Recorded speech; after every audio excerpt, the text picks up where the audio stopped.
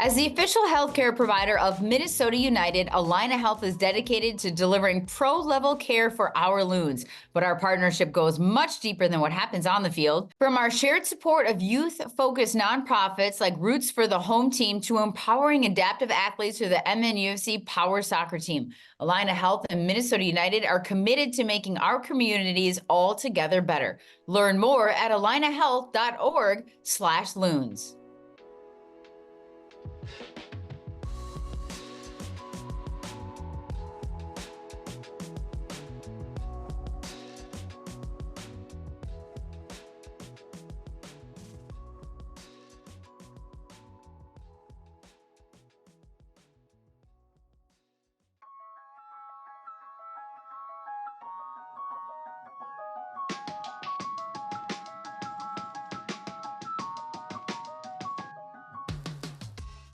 Hello, everybody, and welcome back to another episode of Sound of the Loons presented by Allina Health. And I get to be joined today. Sometimes I say Mr. Minnesota when I have like Manny Lagos or Amos McGee, but now I get to say Mr. Loon, Mr. Minnesota United. Michael Boxall, who just signed another new contract. You're like the Renaissance man there at Minnesota United. How you feeling today, Michael? I feel like I was just looking some stuff up on you. Is 36 years old? Is that what I got? Did you just have a birthday in August? I did. Yeah, so just ticked over. Yeah, I believe it's yours tomorrow. So happy birthday for tomorrow. Thank you. Yeah, but no, thank you. Yeah, delighted to extend my stay with the team. So yeah, good stuff. Okay, so in my profession, we have contracts as freelancers and contracted employees and whatnot, but I don't think they're quite like your contracts. So tell people what that's like when your contract is coming to an end, how long the negotiations are, kind of what the conversations are like, what they're on. And I know they're probably different at different stages in your career, but what kind of went into this one and wanting to be here and the project that is, currently happening with Minnesota? You've been part of the project since 2017, so you've seen every iteration, but what kind of goes into that? Yeah, definitely been a part of a few projects, but yeah, you typically, when you're entering like your last year of your contract, depending, how much you're playing, I guess the agent typically gets in touch with the front office and to see if things are working well and you want to extend or you want to look elsewhere. Because typically clubs don't like letting players leave for free, so it's if they're not willing to extend, then they try to do something on the business side where they can get some sort of assets in return. So, my agent reached out earlier in the season. Obviously, there's a lot of turnover in the front office. And so obviously things took a little while, but we're in no rush. Obviously, with Kelly coming in and then Eric coming in a couple months later, just wanted to see how things were going to unfold with those two at the helm. And obviously working with Eric, it's been great. He's obviously still learning a lot about the league. There's a lot to learn about this league, and he's kind of come in and done a great job, and helps that he's an awesome human as well. Hey, so is there any desire for you ever to go back home? Like, do you want to do that at some point in your career, whether you're playing or not? What's sort of like you have two small children, not so small anymore, but your wife is always kind of killing it in what she's doing, but I'm guessing she can maybe do that from anywhere. Is there like a thought that you ever want to go back home to New Zealand, or are you guys content here? Every December to April, I'm gonna go back.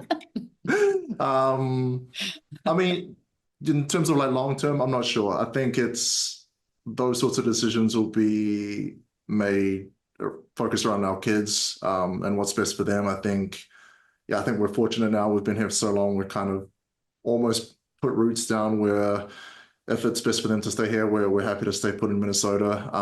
But obviously my kids have grandparents, both sets of grandparents in New Zealand, so that's a big draw card as well. So we're pretty open-minded. Obviously, my family have just supported me and everything that I've done, and I've been lucky with that. So I don't know. I guess once I hang the boots up, I'll let my wife and kids, wherever they want to go, I'll go. Nice. Like Messi did. He's like, hey, they've stuck with me all this time. I'm gonna go wherever they want to go. And they decided to go to Miami. So maybe your wife and kids will decide to go back to a beach in New Zealand. But did I hear you guys stay here last winter? Because I know your kids are in school now. Did you actually Mhm. stay the whole winter? Yeah, so that was the first winter we stuck around. And honestly, Max was so excited to have a white Christmas. And I And there think was no some, snow. there was no snow. I think people were actually playing golf on Christmas Eve. And it was, yeah. Honestly, if winters were like that every year, we'd have zero issue staying here full time. But yeah, so that was the first time. Obviously, my daughter's she's now in second grade. Yeah, it's wild. She moved here when she was 5 months old, and now it's yeah, time's flown. So yeah, I think we'll stick around for the majority of this off season as well with her in school. Um, yeah. Awesome. Well, and you get to do a little bit of international travel when you're doing international duty, getting called back into the national team. And you're not always going back home per se, but you kind of get to bound around a little bit. When you Mhm. look at your career and your experiences, is there like because you've done so much between going to college in the United States, in Mhm. California, then Vancouver, playing in South Africa, playing in New Zealand, playing for the national team, playing in, Olympics. What's sort of been like is there any moment that you can think of that you're like, wow, this was pretty epic? Like being able to do this or play this team or in this competition. I mean, you probably had quite a few, but is there a moment that you can think of where like you stepped onto the pitch or you got a phone call or something and you're like, wow, that's amazing? Um, I don't know. I feel like every year or two of my career, I have those kind of cool moments where I'm like, I'm, yeah, getting to tick off things I never would have imagined I get to do. For example, this year, like I think in the March window, we played games in Egypt, and um, the Egypt Football Association like kept the pyramids and Sphinx open for us, so we got to go visit. It was like literally just our team there. So Like just that doesn't even sound like a real sentence. They kept the pyramids and the Sphinx open for us. Like those are things that like regular people don't Mhm. get to do. No, exactly. I mean, and to experience, I never thought I would have got to experience that, but to see it without thousands of people hounding for the best Instagram photo, whatever, that was pretty cool. So just moments like that, and obviously going back to the Olympics in France during the summer was, um, yeah, another big memory this year. And yeah, I think every year I'm kind of picture myself that I'm able to go see places that I never would have imagined myself going to go see. Have you been able to take your family to any of those moments? I mean, now that the kids are a little bit older as far as traveling Mhm. and being able to join you on some of those journeys, or maybe the Olympics, for example, because you're in a location for, a little bit longer. Have you been able Mhm. to have your kids sort of join you on any of those things yet? They haven't yet, but I think the plan is, yeah, definitely in the future. I think once my son gets a little bit more independent and doesn't want to roam off and find monster trucks and Spider-Man anywhere.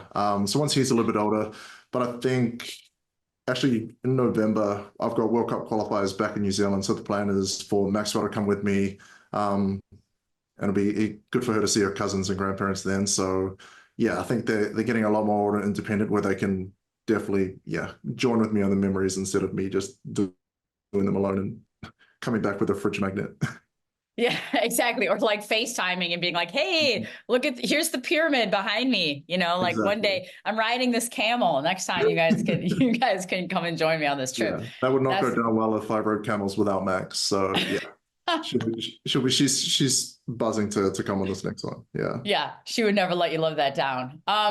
So I want to talk about your career at Minnesota United, and we Mhm. we can talk about 2017 to 2024 and what the Mhm. different iterations have been like, and Yeah. there's been a lot of change. Mhm. What about this year has stuck out to you from the beginning? Or I should say, let's go back to 2023. When you Mhm. guys missed the playoffs, the coaching change happened just before the end of the season, interim coach and interim for the interim. And I know we've already talked about that, so we don't need to rehash it. Yeah. But then Cameron Knowles steps in, and then, Mhm. you're trying to figure out who the coach is going to be, who the sporting director is going to be. Could you have imagined that you guys would be sitting in this position where you are now with an opportunity for a wild card, play-in game, or Mhm.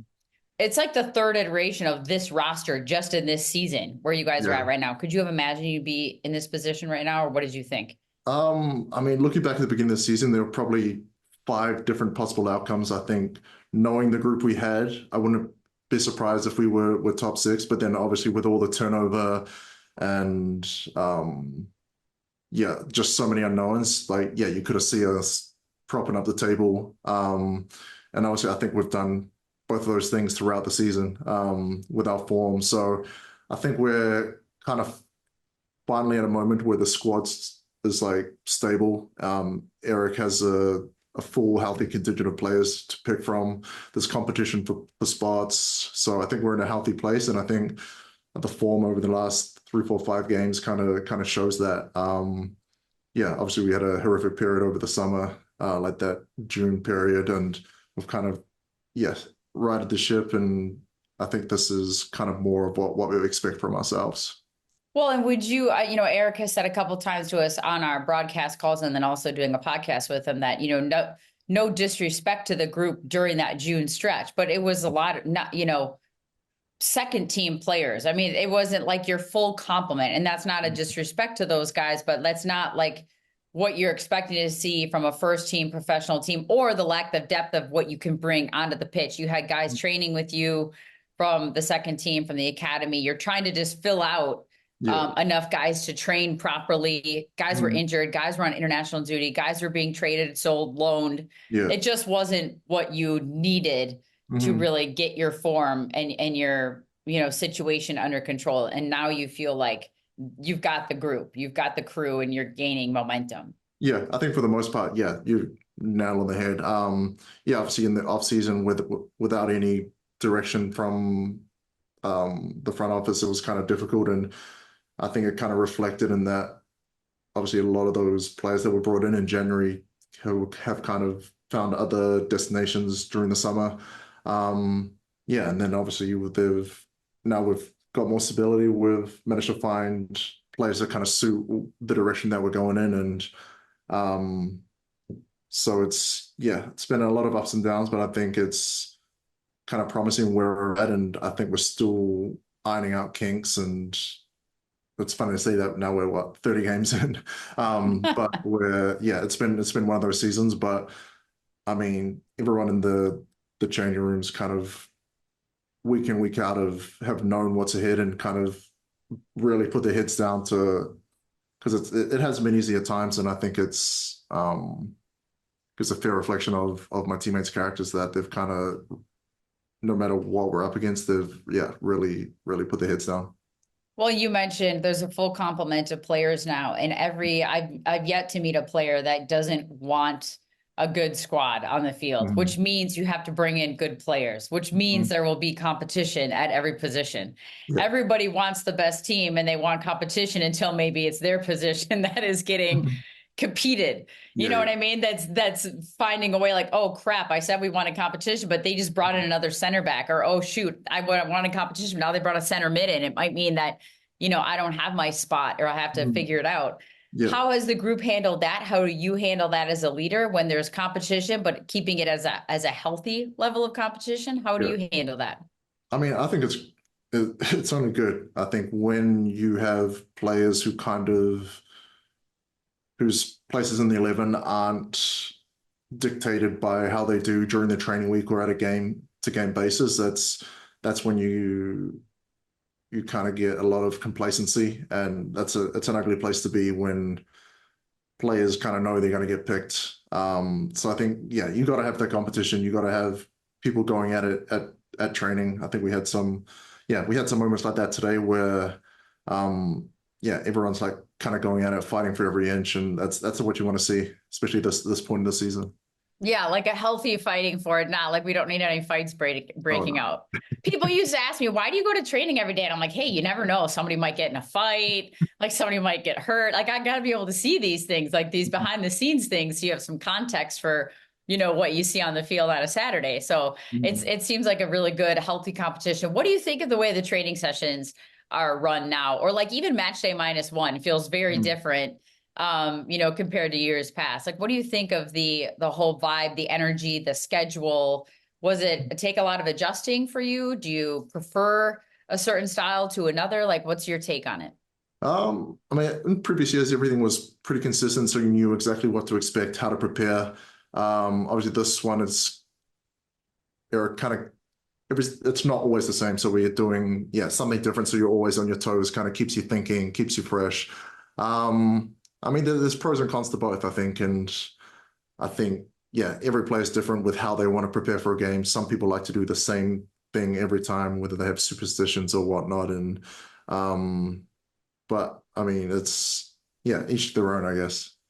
Thomas Foudry, the set piece specialist, goalkeeping Hmm. guru. And I don't know if I said his name right. I'm pretty sure I did, but I'm not sure. What has he made a difference for you guys, if at all? Because I feel like there's a lot of attention to detail paid on set pieces offensively and defensively. And it's such a big part of soccer. And especially as we're going to talk about this last handful of games you guys have and how tight everything is. Yeah. What does that make a difference, do you think, when you're like have someone that is so singular focused on set pieces on both sides of the ball? Yeah, I think having that emphasis on, I mean, those are, whether you realize or not, those are massive moments in games with a large proportion of goals are scored in those moments. And I think when, like those first 12 games of the season, I think we were probably one of the best teams in the league in set piece differential. Obviously lost Curvin and a few other attacking pieces with that. And then obviously when we weren't winning games during that June period, I think we had the worst set piece differential. So I think we've tightened that up now. And obviously Tom's been a huge part of that. I think just having everybody know how important those pieces are to winning and losing games. Like you don't have to play 1,000 passes and play the most attractive stuff like to win games. It can come down to a set piece and moments it has for us. You guys only have, is it 4 games or 5 games left? 4 games left, which seems crazy. Am I right on that? 4 games? Yeah, 4. Yeah. Okay. 4 games left. 5 points ahead of Dallas at this moment, who is, also added some pieces. They look a little bit better than maybe they did earlier in the season. I feel like there's a lot of teams that are sitting in the table right now that aren't necessarily representative of their current squad, you guys included. What is the vibe and the energy and the mood around this team as far as playoffs concerned, these last, 4 games? What is the vibe and the mood? I mean, it's been great. I think when the way Eric addressed us probably 5 or would have been 6, 7 games ago that we want to end the season strong and be in the top places in like a 10-game season. And I think we're top 4 or 5 in that of the last 6 games. So I think we need to keep pushing just one game at a time. I think we've done well to get the results on the road. The last few games, but now it's about doing it at home. I think rewarding our home performances with points and rewarding our crowd who've been, I mean, every year I feel like I say this every single year that honestly the greatest support, and we just haven't got once this year again we haven't gotten it done as much as we should have at home, matching results with performances. When you look at the new pieces that were brought in particular in the summer transfer window, can you kind of talk to people about what that's like when a new guy comes in, especially most of the time is from another country. It's an international transfer. What that's like for the player, for you guys as a team. Maybe is there a player that walks in, or the first time they step on the pitch and they join in on training, you're like, oh wow, okay, I see I see what this guy's got. I see what he's bringing to the table. Like, what's that been like? Was there a player like Joaquin? Obviously, is kind of a more highly touted player. Yaboa being a DP striker, we've seen him score a couple goals now. Was there anybody that's walked in and you're just like, okay, I see what we got going on here? I think so. I mean, I missed the first week of training with Joaquin. Oh yeah. Way. But obviously Calvin, the way he came in, and obviously when the club spends a bit of money on a player, you expect them to kind of carry a big load for you. And I think he's done that. I think he's shown how hard he wants to work for the team, whether it's pressing, and I think him and Tanny do a great job with that. And then obviously some of his goals have been like great individual finishes. So if we're able to keep things tight, he only needs maybe a couple of half chances and he's going to score like he did against Kansas City. So if we were able to keep things tight, and I think we've been guilty of um, letting other teams score too easily than they should, and then when we're 2 goals down at home, we can't expect him to do that 3 times to save us. So I think we need to keep things tight. And I think as Jefferson has kind of come in and we're still working on the relationship and the communication aspect of things, that we should be able to tighten things up at the back. How challenging has it been for you to switch formations? We've already beaten to death the concept of you switching center back partners because you've done it so many times. Yeah. But 3-back, 4-back, 5-back, whatever you want to call it, like how challenging is that for you, or is it not? And you just kind of go with the flow? I think the difficult part has been just understanding that how different the role is. I think it's more organizational. It's more so in a back four, I know who I'm responsible for, and then with the ball, you can kind of have more of an impact, play more direct passes, kind of break the lines. Whereas this one, it's kind of just playing it to the open man either side of you. So you're not playing too many expansive passes. It's just doing the simple things right, but doing them right all the time because you're the deepest man and can see everything. So I think it's just understanding that and not trying to do too much is kind of the biggest thing for me. When you look at some of the players that are in and around you that aren't new but have been there for a while, but maybe they're playing new roles, maybe they're playing a bigger role, Devin Padelford, Rosales, Hassani's kind of stepped back into that center midfield role. Is there a player what player has maybe impressed you the most this year with a bigger, newer role, or even a player like Tandy, who nobody really knew, and was on loan? Is there a player that's really impressed you with how they've sort of stepped into this bigger, more important role, or more minutes or anything like that?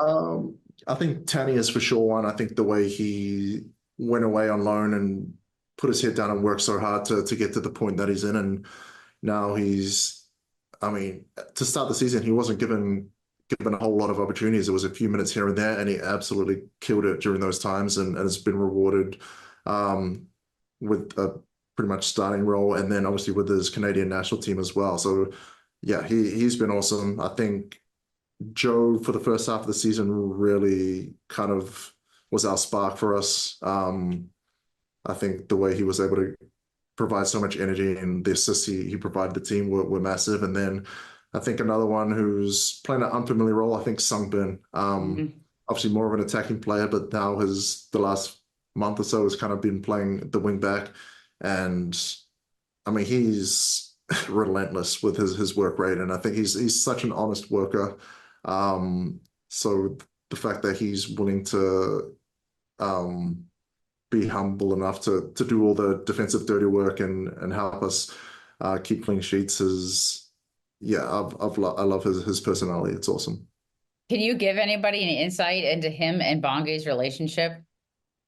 They're like two peas in a pod, and they make no bones about it. It's like the funniest thing I've ever seen. No, I don't know. I think I only see as much as everyone else. It's at the training, at the games. They're so happy for each other when each other does well. And now they're subbing in for each other. One kind of bumped the other from the starting spot. Yeah, obviously, because we have competition now and we want fresh legs that rotate. But yeah, I don't even know if they hang out off the field in Minnesota. I'm not sure. I need to, you need to ask them if that actually happens, or it's just when they're playing for Minnesota. Yeah, just when they're there in camera shot, because it feels like they're always together. Last but not least, just with Minnesota United and how long you've been here, and then signing a new contract, and your family kind of, putting down some roots here. What's the thing you've loved the most about Minnesota since you've been here? If there's a thing that you're just this, I love this about Minnesota, or when you did go away and you were coming back, after the off season, you're I can't wait to eat some hot dish, or was there one thing? I don't think there's a single thing. I think the summers are unbeatable. I think being outside with the kids, the lakes, the parks, that's great. But I think, the biggest thing I've noticed, and a big reason why I'm more than happy to stay here, is the people in and around the club, the community that that is around the club, that supports the club, and that I've managed to meet off the field is makes this place pretty special for me. Yeah. Awesome. Well, thank you for taking the time. I appreciate it. I'll let you get on your merry way. Maybe you've got kid pickup duty this afternoon or something. I'm sure you've probably been tagged with some responsibility by your wife. So I appreciate you taking the time. Oh, good. Thank you. Thank you, Kindra. Good to see you. Good to see you too. All right. Thanks, everybody. Segment number 2 coming up next. We have Cameron Knowles joining us for segment number 2.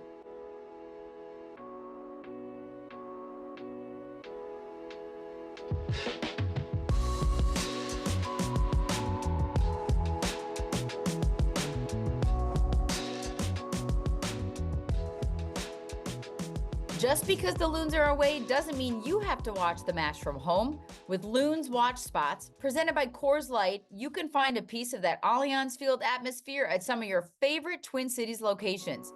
Check out the full list of locations and upcoming watch parties at MNUFC.com/Loons Watch Spots.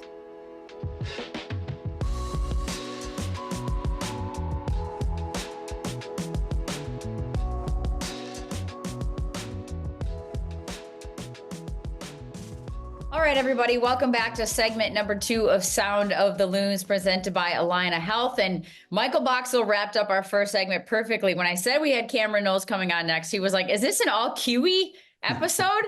And I said, that is exactly what it is. That is what they billed it as. So we got the other Kiwi. I think there's only 2 of you on the whole club. Correct me if I'm wrong, but now we got Cameron Knowles. So how you feeling this afternoon?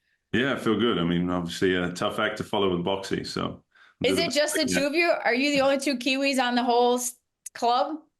Yeah, I think we are. I mean, I think New Zealanders are overrepresented with 2, so we'll keep it capped at that. Yeah, I like it. I like that. I like that vibe. But I wanted to ask you a little bit about, your current state of mind. I mean, first of all, it's a little bit of a stressful part of the season with where you guys are at and trying to make the playoffs and all that kind of stuff. But where do you sit sort of mentally from an energy perspective and mentally and emotionally after the ups and downs and the sideways nature of how 2024 has gone? Where do you sit? Yeah, it's like three seasons rolled into one, and so I feel great. I mean, where we're at, like the sort of the chaos of it has almost segmented it all as well. Like we had the preseason part, then we had that initial part to the season, and then we had Eric arrives and Dennis arrives and we build out that. Then we have that tough with all the internationals gone, which felt like another season in itself. And then a fairly clean break. And now you come back into, whatever it was at the time, last 8, 9, 10 games of the season, which felt like, again, like a little mini season of its own. And so feel good. I mean, especially, results are going well. We're playing well. We've had some energy and some quality brought in with new signings. And so I think that lifts the group and gives us what we need to get through this last stretch. Now, I talked to Eric, I think it was last week, and he was kind of saying that he felt like, it was a true baptism by fire, where in your whole coaching career, you may not go through what he's gone through or had to like weave his way in and out and around in the months that he's been here. Do you feel the same way? Does the whole staff feel that way? Where like, it was like you've experienced everything under the sun that you may never experience in a whole season. You guys did it in like a couple months. Yeah, I mean, it really has felt that way. And, you look at even some of those moments in games, whether it was, the early red cards or an injury in the warm up. And there was constantly, it just felt like every week there was another hurdle to jump over. And so credit, to the players for continuing to get on with it. And for us as a staff, huge learning moment to be able to just duck and weave and try and find a way through, all those challenges as we go. Blessing and a curse to have, a talented squad where you have 8, 9 guys on international duty, but also not ideal, because I know a lot of coaches will be like, hey, you know what? It's a great opportunity. Next man up, gives younger guys an opportunity, gives this. But like when you have 9 guys gone and you're playing in that window, when that came about the first time, because I know the second time you guys didn't play in that window, well, how did you guys navigate that as a staff when you're sitting around the table trying to figure out what even a training session is going to look like, let alone a game? Yeah, I mean, I think that's the harder part is probably the training environment, making sure that the depth of the group is strong enough that the trainings are still at a high level, they're still competitive, and they're still, moving the group forward, because, the games, it gives opportunity to other players, and it's that's been really valuable to be able to see guys, get them tested, and some, move on and do really well because of that. And others, you realize they might need a bit more time. But you need that information. A lot of times you sit there guessing without having to be able to test guys. But yeah, the training environment was probably the toughest because, we're looking around and some days it's 10, 11, 12 guys. And, fortunately then the academy comes back in, we can draw, and then we can draw on some of the second team to make numbers where we do. And even with that, we've been able to see a lot of the younger players tested in just our training environment, which makes you excited for the future too. Yeah, and I've been at even in the second part of the season when you have a full squad and a full roster and you have all the transfer window guys that are part of it, but you guys have still brought over guys for, the 11v11 tactical stuff or set piece things. And you see the energy of those young players as they're walking into that like first team training pitch. What does that do for a young player? Because you've been so much a part of the twos and some of the younger guys before you took on the Minnesota United role. What does that do for young players like that to kind of walk into that and be a part of it? Yeah, I mean, I think it's incredible. You talk about a connection, you talk about vertical integration, but that is like a literal connection. They are now on the first team training field. They are mixing it and rubbing shoulders with those guys. And those unscripted moments where maybe a guy pulls them aside and says, hey, try this or try that. And they get to see guys that they've grown up watching, seeing week in, week out and wanting to be, and guys that are living their dream, that they get to sort of be a part of it and share that moment with them. I think it's incredible. And it's good too for us because sometimes 11v11 is hard. You've got a team you've now picked your team, another team of players that aren't so happy. You're trying to get them to maybe play in a way that replicates the opposition. That's tough. But, be able to bring in the 18s and to have them really go for it and really test our guys has been fantastic. And I would say we've been using them fairly consistently the last 4 or 5 weeks. And it's been great to have them across. And you mentioned at the beginning of our conversation here, Eric coming in and then Dennis coming in and, some changes. Fernando goes, I think he sits up above now, some changes in rotating of seats. There's only so many seats available on the bench for people to contribute, in that moment at that time. I know you're all contributing during the week. How has that adjustment for you been? How has that been? You go from being the interim head coach and being the one on the touchline and doing all the screaming and yelling to being, the first-hand man on the bench and then you sitting alongside Dennis.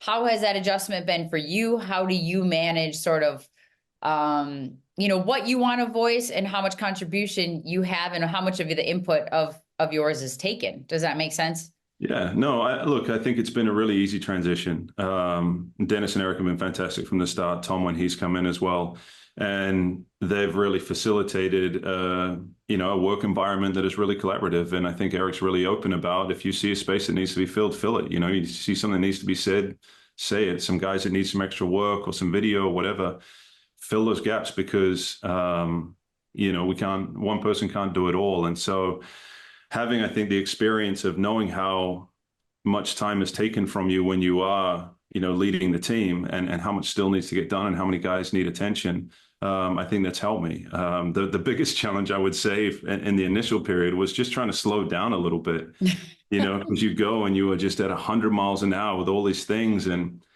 not just the change in role, but just expanding the infrastructure that we had around the team. Like we all of a sudden, we have a video analyst and then we have an assistant video analyst and then there's another assistant coach and then, there's another goalkeeper coach. And so just that broadening of the infrastructure around the team and that support staff helped, everyone carry that weight for the team and be able to really get into more detail with the work we're able to do with the players, which has been a huge benefit.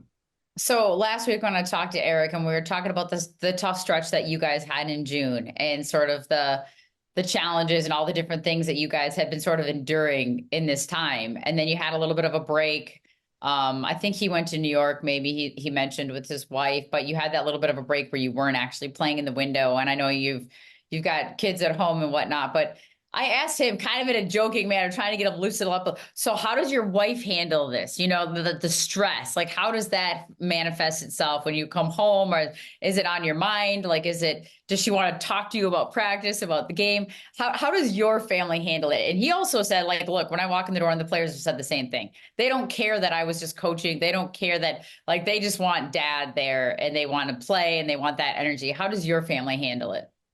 Yeah, I mean, I think that, like, kids, especially, and family in general, are just a great leveler because they don't care. The kids don't care.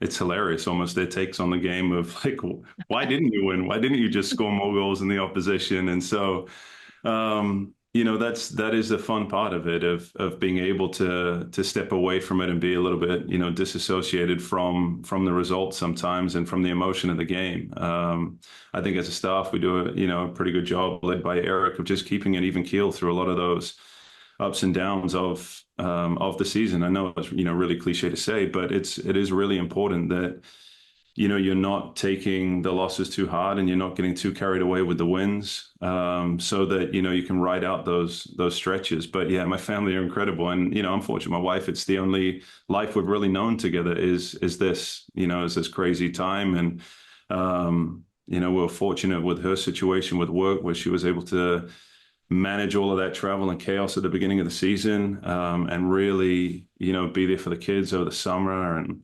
then now we transition them back to school and all that sort of stuff. Things settle down and we're into a bit more of that normal routine. But yeah, I mean, it helps having that incredible support system. Yeah, people always say, I'm like, no, you do have a CEO. They are CEO. They're CEO of your family, usually. I mean, usually that happens a lot. Is like they probably have a full-time job. A lot of times they have a full-time job, or they're running their own business or whatever. But at the same time, they're usually trying to organize everything else and just make sure, the lunch boxes are packed and the kids are off to school and everybody's got what they need, because it can just get chaotic and hectic, and you're trying to balance and manage and jointly do it. But sometimes at certain times, one person is leaning in or has to do a little bit more than the other. And you just hope at the end of the year, it balances itself out a little bit. Yeah, I think it does. I think when you look at the off season, you look at, some of the times in the afternoon where we get to be there for our kids and, get them from the bus stop, or, be involved in some of their activities that you might not if you had that regular 9 to 5 and a commute and all those things that drive into it. So there is certainly give and take, but, yeah, we try to balance it out as best as we can and help support each other through our careers. So this team, we've got a short run left here for Minnesota United before the end of the regular season. It's kind of one of those seasons where it feels like, oh my gosh, there's so much left. And then all of a sudden you're like, holy cow, it's almost over. What do you see from this team in this moment, especially with the transfers that have come in? And not saying they're going to they're changing the whole world, but just reinforcement, some new added players. Boxall talked about a lot of competition every day on the training pitch. What do you see from this group down the stretch, and what you need to do to stay in the playoff picture, playoff hunt, if not somehow jumping above that line completely? Yeah, I mean, I think what we've seen to this point is, we're hitting a really good run of form at the right time. And, while you're not looking to the transfer window signings to, be the be all and end all, you need them to lift the group, and they need to lift, to what Boxy said, the standard in training. When we talked about how many people we were missing, a lot of that showed up on the training ground. And now, you have a lot more competition for players. And Eric has said it, there's a lot more guys that are disappointed maybe not to be involved in a training session, disappointed to not be in the squad, and disappointed not to be starting. And you need that. You need that healthy competition. You need that little bit of tension, because that drives everyone to be better. It challenges us with the way that we coach and manage players. It challenges the players with how they perform, and the way that the guys have handled these situations, which people will look at. And yeah, on paper, you look at some of these games and you think you should win them, but the stress of that and the pressure of those situations for the players to step into those environments and get the results they need to. And this last one, especially, a place we haven't won before, to go and essentially you can end their season, and you can extend yours potentially with a big performance and a big result, and they get it done, and having to weather a real storm to do it. So I think we're seeing the right stuff from the guys. We're seeing a lot of competition. We're seeing a lot of effort, desire, and quality too. When you look at your role, and I'm thinking back to MNUFC 2, and seeing how they're doing now. How much is it difficult for you? And I know that, you know, they're in good hands, but to see what they're doing, to follow their development, to see what even Amos is doing with some of the younger. I talked to him last week as well with the academies and the integration and the changing of the age groups and everything. What is that like for you? Like, do you have, because I feel like you love to work with, you know, that group, that the twos, and like sort of integrating them into the first team, getting them prepared for what that might look like. How hard is it for you to sort of separate yourself, but also still be a part of it? Because I know you guys work together, but does that make sense what I'm saying? Yeah, I mean, I think the fortunate thing for us is, you know, day to day, we work really closely with those guys. We've always got players going back and forth between both teams. I mean, it's like if I think about my role when I was with MNUFC 2, I always felt that connection to the first team because there were players coming down that needed time, that needed minutes, you know, that needed development. There were players going into their training sessions that were really getting an opportunity. And I think when you look at, you know, Loic, when you look at Darius, when you look at some of these players that have come through, and then you look at even some of the academy players that this year have come, Aiden Martinez coming in and having really important roles in the second team, then that gets you excited. You know, it gets you excited for the future and the development and the opportunity that these guys have had. That team is very different to how it's been in the past in terms of carrying a smaller roster with a view to integrating more younger players. And that's presented a real opportunity for those academy players, you know, and then now you've got this restructuring of the academy system that goes from 19s now to 18s and 16s. And so that'll help evolve some of that too. And so I don't think any real year is going to look like the other. But I think the important thing is we're all in the same building. We're all, you know, our training fields are right next to each other. And day to day, there is just so much opportunity for those players to come in and be a part of the first team environment. And the second team staff, Jeremy and Jono, do a fantastic job of creating an environment that helps support us to where, you know, we have that huge result. We have an emotional victory in Kansas City, and we've got 4 guys that want to stay back and they want to play with the second team the next day because they know how important those minutes are, and continuing to stay sharp and develop is. You know, it'd be very easy for them to say, I'm not playing that. I'm jumping on the plane and enjoying the result with the guys. But that culture is really important. Especially after a 2-hour weather delay. Yeah. It could have been real easy to be like, you know what, I want to get home and get in my own bed, even if it's at 4 a.m. Yeah. Yeah. To that point, because you have been a part of so much of what the sort of the youth movement and the academies and the twos, and seeing, you know, even in your prior coaching career with Portland and when you played, I want to ask you, because this is not on our little rundown. I don't even know if you get to see the rundown, but listening to Wilfred Nazi the other day when he was on his like tirade about not being able to call up another goalkeeper and all that stuff, and Zawadzki, you know, but his big thing was, I don't want to put guys in a situation they're not ready for. I don't want to roster them if they're not, you know, and Loic is a great example of that. Earlier in the year, you guys had to put him on the roster, you know, I think, you know, his maximum 4 times early, and he did play some of those minutes, but not, you know, is that fair to them? Is it not fair? So how much do you guys as a staff, and have you looked at like, okay, is a player ready, you know, to be in that environment, in that, whether it's on the twos from an academy or whether it's training with the first team, or once you finally sign them to a contract like the week where you're like, is this player ready for that? Because we're trying to build here, not do something that's detrimental just to fill a roster slot. Yeah, I mean, I think you really, you do want to come from that point of, you know, first do no harm, and you don't want to put a guy into an environment that you don't believe he's ready for. The other side of that is oftentimes you don't know, and it's usually in those situations, and I look even just over the last couple of years, it's not necessarily that someone has played their way into an opportunity. They're not played their way into the team, where there is someone on the outside looking in on the first team, someone from the second team trying to get into the first team, or academy trying to get into the second team. And opportunities presented itself. Injury, suspension, international call-up, and then a player gets an opportunity because of that circumstance, and they run with it. And that's when I think you have to be a little flexible with that, you know, with how you think, is someone ready, is someone not ready? Sometimes we don't know. Sometimes the environment presents an opportunity, the player takes it and they run with it. That was Loic at the beginning of the season. You know, yeah, was he doing well? Yeah. Had he done well? Sure. But he hadn't played a whole lot with the second team. Hadn't had a really good successful run at the end of the year with the academy, but he got an opportunity and he performed really well. And then when he went back to the second team, he continued to perform. And so then he earns himself, a contract and further opportunity. And so it's up to him now to keep building on that. And we look at some of the other younger players too. There's a real growth that happens just by getting a chance to.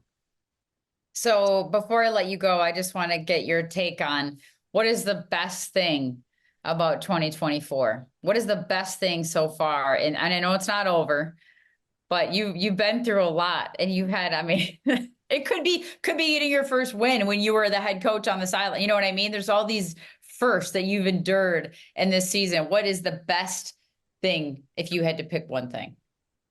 Man. Personal, it could be team, it could be anything, or maybe one of each, one personal thing and one team thing.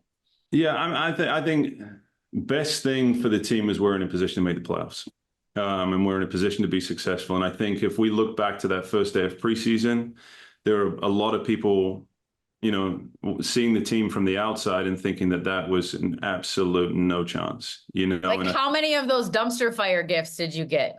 Yeah, there were people texting those to you. I think we had a real belief within the building. We had a real belief within the locker room and the team. We had a belief in the players that we had. We had a belief in the staff that were coming in. And I think for us to be in that position now where we control our own destiny is really, really important, because when you start the season, 34 games seems like you've got all the time in the world to get there.